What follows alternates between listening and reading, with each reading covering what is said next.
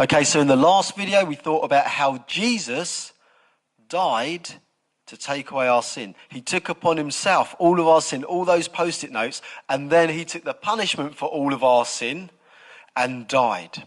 But that creates another problem, because what it means is the king, the ruler who's got authority over death and disease, over the elements, over all evil, who's got the power to multiply bread and make sure that everyone's got plenty, to eradicate poverty and injustice.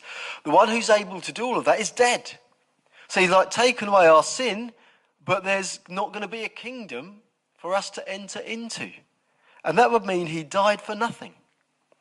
But remember, he didn't die because of his sin. It was ours.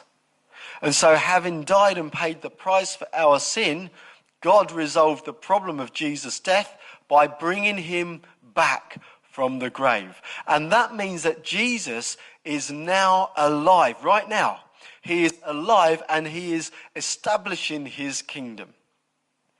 And it means that he lives forever to reign forever. And that means we've got a king of a kingdom who is perfectly good in every way, who is perfectly able and perfectly powerful and perfectly wise, and so is able to run his kingdom the way that God intended. And there'll be nothing again that can mess that up. And so God has resolved the issue of Jesus' death once and for all. It means the way into his kingdom is open for us. He's dealt with our sin. Now we can walk into his kingdom. And that leaves just one more issue. We'll think about that issue in the next video.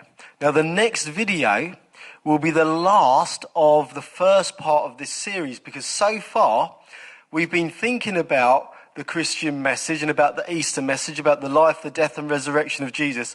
And really we've been thinking about, what does it all mean? What's it all about? So we've got one more video to come looking at that question. And then after that video, we're going to start to look at the evidence for it all. Asking the question, okay, so now we understand it, is it all true? Okay, so it's good news. It all sounds great, doesn't it? But the question is it true?